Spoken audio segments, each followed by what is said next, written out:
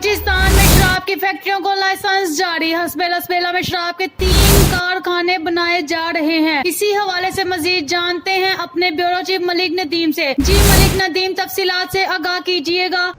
जी, जो दस्तावेज़ात हैं उनके मुताबिक लसबेला हब में जो है वो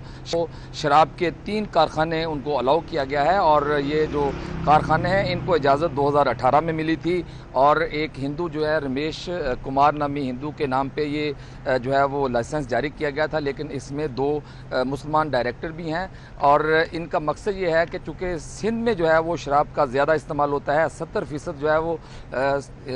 सिंध को सप्लाई होता है और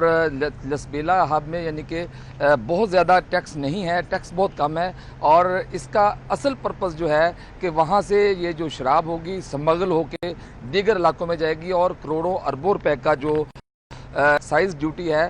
वो जो है वो चोरी की जाएगी। क्योंकि इस हवाले से लाहौर में जो है वो डीजी एक्साइज जो हैं वो भी गिरफ्तार हुए हैं, लेकिन यहाँ पर मामला ये है कि 3 फैक्ट्रियों के लाइसेंस हैं और एक फैक्ट्री जो है वो बिल्कुल तकमील के आखिरी मराहिल में है।